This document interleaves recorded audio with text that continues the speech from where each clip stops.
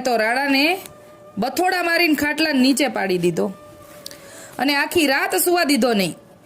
સવાર પડ્યું એટલે જતા જતા રાણાને કહેતી ગઈ કે જો કોઈને વાત કરીશ તો 8 દિવસમાં તારો જીવ લઈ લઈશ. આવી રીતે રોજ રાતે ચૂડેલ આવે ને રાણા સાથે બથોડા ભરે ને સુવા ન દે. રાણો તો આ ચિંતામાં મૂંઝાવા લાગ્યો ને દિવસે દુબળો થવા લાગ્યો. આખા બાપાએ વાડી આવીને રાણાને પૂછ્યું, રાણા, આ સાથી કહે છે તેની વાત સાચી છે? રાણાએ બાપાને પગ પકડી લઈને રડતા રડતા કહ્યું, હા બાપા, મન ચૂડેલ વળગી છે, આખી રાત સુવા નથી દેતી.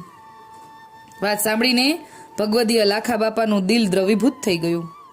એમણે કહ્યું, રાણા, પ્રભુ સૌ સારા વાના કરશે. કાલે ચતુરાદશી છે, તું સવારે નાઈને કોઈને અડ્યા વિના ભીને પોતીએ મારી પાસે વાડીએ આવજે. બાપાના કહેવા પ્રમાણે 14ની સવારે રાણો નાઈને બાપાની પાસે આવ્યો. લાખા બાપાએ ગોપેન્દ્રજીનું સ્મરણ કરીને તેની ડોકમાં માળા બાંધી અને કહ્યું, તારી શક્તિ પ્રમાણે સામગ્રી કરીને ઠાકોરજીને ધરીને 5 ભગવદીને લેવરાવજે. હવે તને માળા બાધા નહીં કરે. એટલે કે જ્યારે શરણદાન આપ્યું ને લાખા બાપાએ, ત્યારે સામે કીધું કે હવે તું તારી શક્તિ પ્રમાણે 5 વૈષ્ણવને લેવરાવજે. શરણદાન મળ્યું છે એટલા માટે. હવે તને માળા બાધા નહીં કરે. હવે શરણદાન મળ્યું એટલે હવે લેવરાવી શકે વૈષ્ણવોને, અને માળા છે એટલે હવે તને કોઈ બાધા ન કરી શકે. તારી પાસે આવે ને માળા છોડી નાખવાનું કે તો છોડીશ નહીં. પ્રભુ સર્વ સામર્થ્યવાન છે.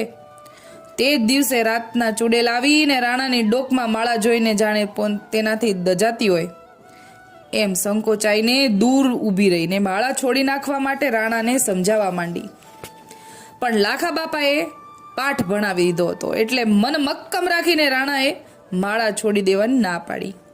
એમ 2-4 દિવસ રાતના તે આવી અને વધારે ને વધારે દૂર ઊભી રહીને રાણાને સમજાવતી, પણ રાણાની ટેકથી પછી તે આવતી બંધ થઈ ગઈ. અન્ય માર્ગવાળો હોવા છતાં રાણાએ માળાનો અને લાખા બાપા જેવા વૈષ્ણવના પ્રતાપનો પ્રત્યક્ષ અનુભવ કર્યો. પછી રાણો જીવ્યો ત્યાં સુધી લાખા બાપાના કહેવા પ્રમાણે વર્ષો વરસ લાડુ કરીને લેવરાવતો. મરતી વખતે છોકરાઓને કહેતો ગયો કે તમે પણ વર્ષો વર્ષ સુધી આમ કરજો. હાલ રાણાના વંશજો નારણકા ગામમાં રહે છે અને તેના કહેવા પ્રમાણે જ કરે છે. આ પ્રસંગ અહીંયા વિરામ આપે છે. આ પ્રસંગ ખૂબ જાણીતો છે, પણ અહીંયા આપણને આવ્યો એવા લાખા બાપાને આપણા દંડવત પ્રણામ પહોંચે. આવતીકાલે આપણે બીજો પ્રસંગ લઈશું. આપણી માળા છે ને, માળા અને તિલક જોઈને તો જમ પણ ઢુકડા આવતા નથી. આ તો ચૂડેલની તો શું